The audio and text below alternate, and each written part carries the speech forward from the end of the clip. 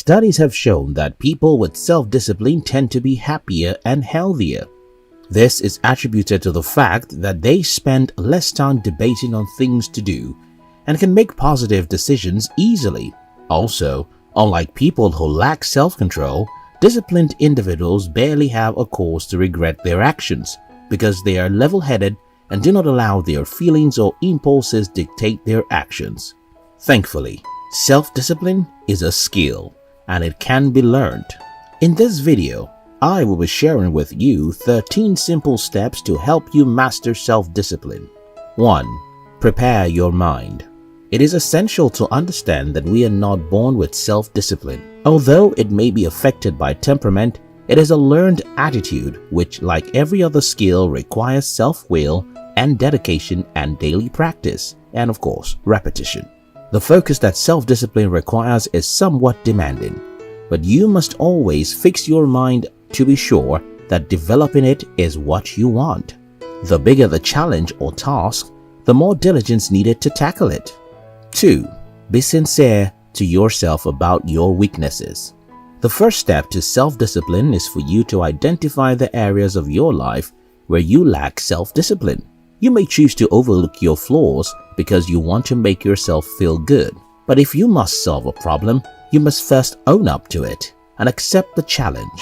You must look inward and ask yourself important questions so that you can ascertain the specific areas of your life that require self-discipline. Using finance as an illustration, you first have to determine what exactly your flaw is. Is it that you spend too much, or you gamble, or you are always lending to friends who do not pay back? 3. Get your whys. For everything you venture into, there must be a why. Your why is your motivation. Why do you want to be self-disciplined? Are you broke? Are you in debt? Are you finding it challenging to meet up with your financial responsibilities? Identifying the necessity for taking action will motivate you to keep pushing even when the temptations are much. Philosopher Friedrich Nietzsche once said, and I quote, "He who has a why to live can bear almost any how." 4. Write down your goals and execution plan. What do you hope to achieve? How do you expect to make it? After being sure of your why, the next step is to identify a specific what. Break it down into smaller whats and include your how. What do you intend to achieve if you pay attention to your finance? What measures can you take to achieve that set goal? How can you break down those measures into small and tangible goals? Set targets for yourself and identify actions you can put in place to reach those targets. 5. Form a new simple habit. Research shows that it takes 3 weeks of consistency to form a new habit. Ask yourself, what new pattern do I need to develop that will move me close to my goals? Do I need to stop eating junk? Do I need to learn how to say no to people? Do I need to get a piggy bank and keep a specific amount daily? 6. Start with the end in mind. Starting up is usually overwhelming, but having the end in mind and the benefits you will get if you complete your task will spur you to put more efforts. So, always visualize yourself meeting your goals and reaping the rewards you will gain when you practice self-discipline. When you bear in mind that spending less would make you a millionaire in 6 months, you will be inspired to start saving daily. 7. Be consistent. Always do one thing a day that takes you a step closer to your goal. Consistency is essential because it is through it that the new habits are formed. If you are not consistent with your small goals, you will not be able to get your desired result. If you set your mind to put $10 in your piggy bank every day, keep to that. Don't skip a day, hoping to save $3 the next day. Be consistent with $10. 8. Avoid temptations. We like to convince ourselves that we have enough willpower to resist enticement, but many a time when the temptations arise, we give in. For instance, a friend suggests that you go clubbing and volunteers to pay the bills. Well, you could decide to go to the party since you won't be spending.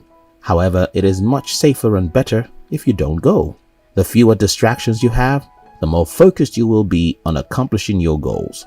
Set yourself up for success by ditching unwanted influences. 9. Be patient with yourself. Take to heart the lesson from the tortoise and the hare. Slow and steady wins the race. The journey to self-discipline is usually a slow one that involves taking one step at a time. Getting impatient and trying to throw 3 steps will only cause you to have a mighty 4. Although at the end of the month, you might get discouraged to see that you just saved $30. But then, trying to increase your savings to $10 daily suddenly is drastic and may result in you getting too burdened and eventually getting tired of the whole discipline process. 10. Have an accountability partner.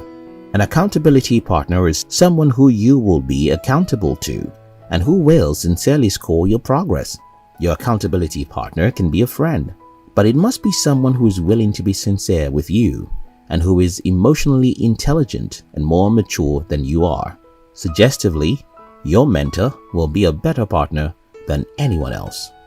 11. Don't sulk when you miss it. One reason why people fail to accomplish the goals they set is that whenever they miss it, they sulk. When you miss a day, do not feel bad.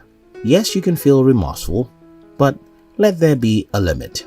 When you begin to feel terrible about yourself, you will lack the zeal to continue. Don't let yourself get wrapped up in guilt, anger, or frustration, because these emotions will only drag you further down and impede future progress. Learn from your missteps and forgive yourself. Then get your head back in the game and refocus on your goals. 12. Reward yourself. Be sure to reward yourself after every completed target. If you successfully stick to your goals for a while, then you deserve recompense. For every week that you stick to your budget, allow yourself a few dollar notes to splurge at the mall on Sunday. However, to avoid falling into the temptation of spending more than you bargained, leave your credit cards at home and carry cash only. Self-discipline is hard. Rewarding yourself is an avenue to lure your subconscious into smashing the other goals. 13. Give yourself a backup plan. According to psychologists, a technique which boosts the human willpower is called implementation intention.